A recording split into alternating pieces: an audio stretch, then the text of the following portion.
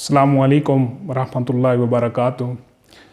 मैं अब्दुल हमीद आप तमाम दोस्तों की खिदमत में हाज़िर हूँ। आज का हमारा ओपन टॉक सोलो फ़्लाइट होगा। हमारे मोहतरम साथी अब्दुल कादिर जुनैद साहब ज़ाती मसरूफ़ियत की वजह से आज हमारे साथ शामिल नहीं होंगे। और गुफ्तगू से पहले मैं एक बार फिर गुजारिश करूँगा अपने तमाम देखने वालों को कि हमारे चैनल को सब्सक्राइब ज़रूर करें और हमारी हौसला अफजाई करें, और जो तजावीज़ जो आरा आप देना चाहें वो भी ज़रूर कमेंट सेक्शन के अंदर आप दिया करें। इससे हमें अपने चैनल की बेहतरी के लिए इक़दामात करने आसान हो जाएंगे। इसके साथ ही बाकायदा हम अपने टॉपिक की तरफ आते हैं। आज की मेरी गुफ्तगू दो तीन चीज़ों पर होगी। एक, अक़वाम मुत्तहिदा के सिक्योरिटी जो फ़ॉरेन अफेयर मिनिस्टर्स की जो सिक्योरिटी कौंसिल के हवाले से मीटिंग थी, उसके अंदर बिलावल भुट्टो ज़रदारी का जो ख़िताब और जो गुफ्तगू थी उस हवाले से। दूसरी, इमरान ख़ान ने एक बार फिर वही ढीला ढाला सिस्टम जो है वो अपनाया और सूबाई असम्बलियों की तहलील का फ़ाइनल हुक्म नहीं हुआ। और तीसरी चीज़, चौधरी परवेज़ इलाही की मौजूदगी में उनके मौसन जनरल बाजवा साहब के गिले शिकवे और जनरल बाजवा साहब के ऊपर इल्ज़ामात की बुछाड़। तो इन तीन चीज़ों पर हम गुफ्तगू करेंगे। अभी ये एक दो दिन की बात है कि अक़वाम मुत्तहिदा के जो उसकी थी नेशनल सिक्योरिटी मीटिंग थी, उसके अंदर इंडियन वज़ीर ख़ारजा ने उसामा बिन लादेन की पाकिस्तान के हवाले से बात की, पाकिस्तान में रिहाइश के हवाले से। तो उसके जवाब में बिलावल भुट्टो ने इंतहाई दिलेरी और इंतहाई एक ज़बरदस्त किस्म का जो है उनको जवाब दिया। और उनके जवाब में ये चीज़ और बड़े एतमाद के साथ उन्होंने कहा कि उसामा बिन लादेन तो इस दुनिया में नहीं रहे, वो तो फौत हो गए, मर गए, लेकिन गुजरात का कसाई आज भी ज़िंदा है। ज़िंदा नहीं है बल्कि वो इस वक्त आपका वज़ीर आज़म है। उन्होंने कहा कि आपकी जो भारतीय ये जो मौजूदा हुकूमत है, जो मौजूदा सेटअप है, ये RSS है और ये हिटलर की एक ज़ेली तंजीम समझें, या उनके नज़रियात से ये मुस्तार ली गई हुई है। आप उन्हीं के कायल हो। और जिस वक्त आप तो गांधी के भी जो नरेंद्र मोदी और ये मौजूदा जो भारतीय सरकार है, ये तो गांधी के फ़लसफ़े के भी ख़िलाफ़ है, बल्कि गांधी के कातिलीन में से है। और दूसरी चीज़ उन्होंने ये की कि जिस तरह अगर आप हमें दहशतगर्दी के साथ जोड़ रहे हैं तो बेशक आप अपने सूबा गुजरात में जाकर आवाम से पूछ लें कि असल दहशतगर्द कौन है, तो वहाँ से आपको सिर्फ़ एक ही बंदे का नाम मिलेगा, वो आपका प्राइम मिनिस्टर है, मोदी। तो बिलावल भुट्टो ज़रदारी ने जिस तरह अक़वाम मुत्तहिदा के आलमी फ़ोरम पर पाकिस्तान की नुमाइंदगी की, कि पाकिस्तान के मौक़िफ़ की तर्जमानी की, हम उनको शाबाश देते हैं। जिस तरह उनके दूसरे बयानात के ऊपर मीम्स बनाकर उनकी वो की जाती है, हर्ज़त शराई के हैं या जो भी, तो वहाँ जिस तरह उन्होंने पाकिस्तान का मुकदमा लड़ा है और बड़े दबंग अंदाज से लड़ा है, तो वहाँ उनको ख़राज तहसीन पेश करना चाहिए। एक बंदा अगर अक़वाम मुत्तहिदा के अंदर जाकर स्पीच करता है और हम लोग उसके स्पीच के पीछे पड़ जाते हैं और पूरी दुनिया में वाह वाह लाला लाला हो जाती है, तो ये एक असल मौक़िफ़ था जो बिलावल भुट्टो ज़रदारी ने इंडियन वज़ीर ख़ारजा की मौजूदगी में, बल्कि उनको मुखातिब करते हुए ये बात की। तो हम इस पर बिलावल भुट्टो को शाबाश देते हैं। ज़रूर ये बिलावल भुट्टो की वज़ारत ख़ारजा की कामयाबियों में से एक कामयाबी है कि वो अपने मौक़िफ़ पर, अपने उस पर उन्होंने दिलेरी दिखाई। दूसरी तरफ आते हैं कि इमरान ख़ान साहब ने वही किया जो हम पिछले व्लॉग में कह चुके थे कि इमरान ख़ान साहब असम्बलियाँ तहलील करने का हुक्म जारी नहीं करेंगे। अब आप कहेंगे कि वो तो 23 दिसंबर की उन्होंने डेडलाइन दे दी, 23 दिसंबर को असम्बली तहलील होनी है, तो 23 दिसंबर में अभी 5-4 दिन पड़े हैं और इस दौरान अपोजिशन अदम एतमाद अगर ले आती है या गवर्नर साहब एतमाद के वोट की समरी वो जो है नोटिफिकेशन मूव कर देते हैं, तो वज़ीर आला जो चौधरी परवेज़ इलाही साहब हैं उनके पास इख्तियार नहीं रहता कि वो असम्बलियाँ डिज़ोल्व कर सकें। इसी तरह KPK के अंदर सूरत हाल है। अगर इमरान ख़ान साहब अपने फ़ैसले पर बिल्कुल डिटरमाइंड होते और यकता फ़ैसला उनका होता, एक एका होता, तो वो कल बैठकर ये ना कहते कि जुमे वाले दिन, तो वो यही कहते कि असम्बली आज से डिज़ोल्व की जाती है, आज से तहलील होती है। इमरान ख़ान साहब जब से इक़्तिदार से बाहर गए हैं तो मुख्तलिफ़ किस्म के उन्होंने बयानिए घड़े हैं, क्योंकि वो घड़ने के माहिर हैं।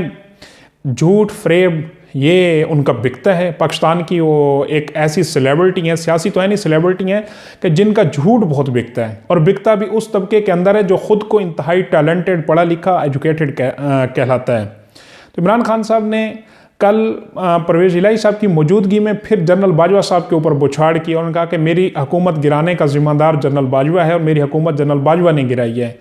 और इससे 2 माह पहले हकीकी आज़ादी मार्च और अमेरिका और एब्सोल्युटली नॉट और वो चीज़ें थी कि जी अमेरिका ने मेरी हुकूमत गिराई है, मैंने रशिया का दौरा किया और अमेरिका ने उसके बदले में मेरी हुकूमत जाती की।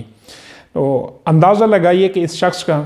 और दूसरा कहते हैं कि जी नैब के अंदर जो केसेस थे वो बाजवा साहब चला रहे थे, वो बाजवा साहब हैंडल कर रहे थे, तो फिर आप टक्का वज़ीर आज़म थे।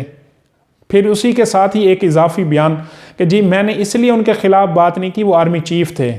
आप तो अक़वाम मुत्तहिदा और पार्लियामेंट और अपने जलसों में तो खड़े होकर कहते हैं जी मैं तो कलमा के मानने वाला और आखिरी सांस तक ला इलाहा इल्लल्लाह के मानने वाला कैसे जो है वो बुज़दिल हो सकता है, कैसे पीछे हट सकता है हमें।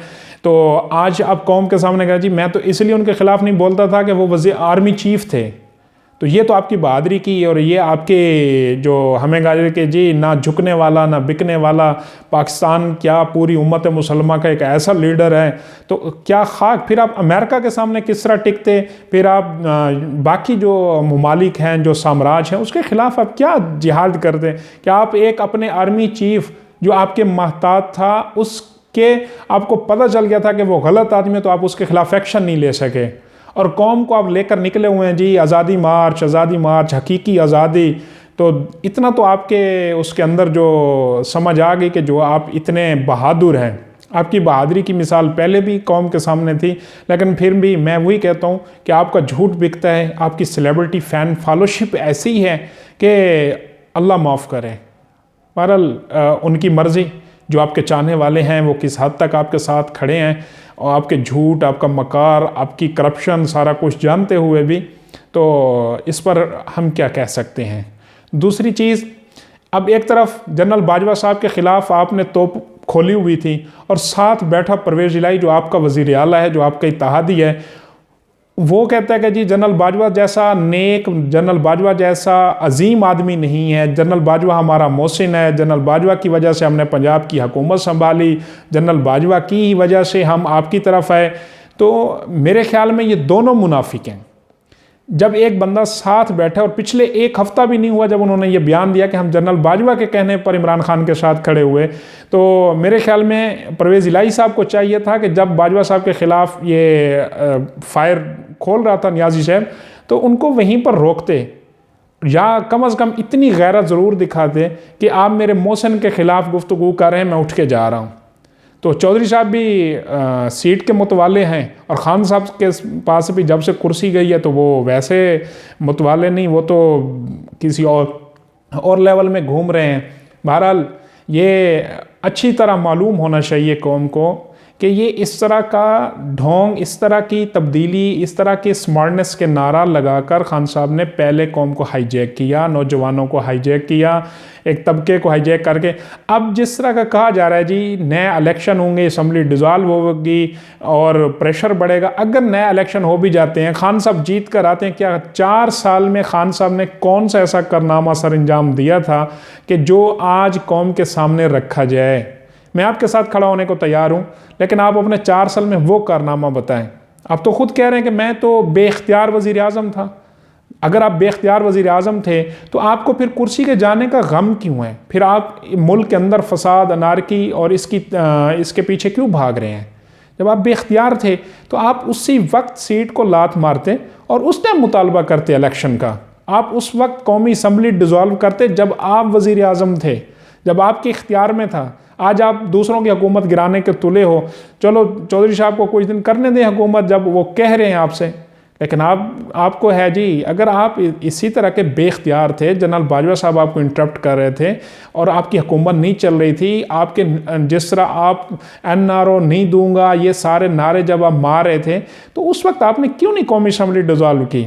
ये सवाल पूछना चाहिए। आप किसी ने भी आज तक आपसे ये सवाल नहीं किया, मैं कर रहा हूँ सवाल, कि आपने जब बेख्तियार थे, जब आपको प्रेशराइज़ किया जाता था, आपकी मर्ज़ी के ख़िलाफ़ फ़ैसले होते थे, तो फिर आपने क्यों नहीं स्टैंड लिया?